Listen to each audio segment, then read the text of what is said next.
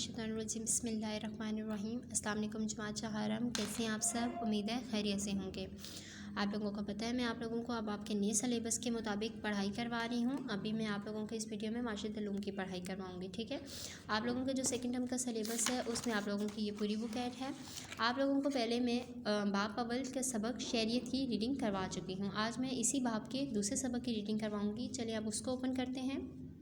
जी, ये बाब अव्वल का सबक नंबर 2 है, तनू और रवादारी, ठीक है। आज हम इसकी रीडिंग स्टार्ट करते हैं। पाकिस्तान में मुख्तलिफ रंग, नस्ल, मज़हब, ज़ुबान और इलाके से ताल्लुक़ रखने वाले लोग एक साथ रहते हैं। पाकिस्तान की तरह दुनिया के कमोबेश हर मुल्क में मुख्तलिफ रंग और नस्ल से ताल्लुक़ रखने वाले लोग आबाद हैं। ये लोग मुश्तरका ख़ुसूसियात की बिना पर मिलजुल कर ज़िंदगी गुजारते हैं। मिसाल के तौर पर अमरीका, कनाडा, स्पेन, नाइजीरिया और सिंगापुर वगैरह ऐसे ममालिक हैं जहाँ मुख्तलिफ रंग और नस्ल से ताल्लुक़ रखने वाले लोग आपस में मिलजुल कर ज़िंदगी गुजार रहे हैं। हसन इस्लामाबाद में रहता है। इसके अबू सरकारी मुलाजिम है। हसन के ख़ानदान की तरह और भी बहुत से ख़ानदान यहाँ रहते हैं। शाम को सबके बच्चे पार्क में जमा होते हैं, एक दूसरे के साथ मिलजुल कर खेलते हैं। माइकल और अंजलि हरजीत सिंह और यूनान से हसन की गहरी दोस्ती है। ईद के मौके पर सब उसे मुबारकबाद देने आते हैं।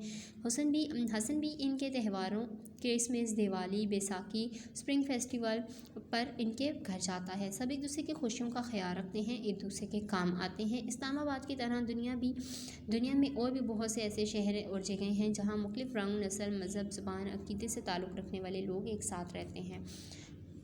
माशरे में रहने वाले लोग एक अलग अलग सलाहियतों और खूबियों के मालिक होते हैं। मुल्क में ऐसे लोग मौजूद हों तो काम वक्त पर और आला दर्जे में तश्कील पाता है, जिससे मुल्क तरक्की करता है और अमन की फ़िज़ा कायम होती है। अमन और तनाज़े यानी कि लड़ाई झगड़े, या फिर तनाज़े को कहते हैं लड़ाई झगड़े, और अमन मतलब सुकून। अमन के मायने सुकून और आपस में सुलह सफ़ाई से रहने के हैं। अमन से माशरे में एतमाद, एहतराम और सुकून की फ़िज़ा कायम होती है। हम माशरे में क्योंकि मुख्तलिफ़ पस मंज़र के लोग इकट्ठे रहते हैं तो कभी कभार एक दूसरे की बातों से इख्तलाफ भी पैदा हो जाता है। लोगों में असूलों और मुफादात के इख्तलाफात के नतीजे में पैदा होने वाले इख्तलाफ को तनाज़े कहते हैं। अच्छी बात यह है कि किसी भी सूरत में इख्तलाफ तनाज़े की शक्ल इख्तियार ना करे। हर किस्म के इख्तलाफ को अमन, सुकून और बातचीत से दूर किया जाए। दूसरों के बारे में हमारी सोच, ख़यालात हमारे रवैयों को तश्कील देते हैं। रोज़मर्रा ज़िंदगी में हमारे रवैये इंतहाई अहमियत के हामिल होते हैं।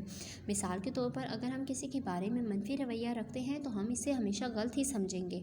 हमारे इस रवैये से तनाज़ात पैदा हो सकते हैं। मस्बत रवैया दूसरों के बारे में मस्बत राय और अच्छी सोच रखने में मदद देता है। यूँ मस्बत रवैयों की वजह से अमन, एतमाद की फ़िज़ा कायम होती है। हम अपने रवैयों में बेहतरी ला के तमाम तनाज़ात और मामलात हल कर सकते हैं, ख्वाह वो घरेलू सतह के हों या मोहल्ले की सतह के। हम में से कोई भी लड़ाई झगड़े को पसंद नहीं करता। ज़्यादातर लोग तनाज़ात से बचने की कोशिश करते हैं ताकि अमन से रह सकें। तनाज़ात के लिए अरसे तक मौजूद रहें तो कई मसले पैदा होते हैं। हमें चाहिए कि आप इसके तनाज़ात ख़त्म करके अमन अमान से रहें। इख्तलाफात को दूर करके मस्बत रवैये इख्तियार करके हम अच्छे इंसान और अच्छे शहरी होने का सबूत देते हैं। इख्तलाफात दूर करने का बेहतरीन हल बातचीत है और दूसरों की राय का एहतराम करना है। हम दर्ज झैल तरीक़ों से तनाज़ात ख़त्म कर सकते हैं। बात करना किसी भी मसले के हल की तरफ पहला कदम है। हम अपनी सोच और एहसासात को मुनासिब अल्फाज में बयान करके बातचीत का आगाज़ कर सकते हैं। सबसे पहले दूसरे शख्स की बात को तवज्जो से सुनें, उसे बात मुकम्मल करने का मौका दें, फिर अपनी बात बयान करें। दूसरों की बात को समझना सीखें, इससे मामलात बेहतर होना शुरू हो जाते हैं। अगर तनाज़ा खुद ख़त्म ना कर सकें तो किसी तीसरे फ़र्द को सालिस बनाकर फ़ैसला करवाएं और सालिस का फ़ैसला खुशदिली से कबूल करें।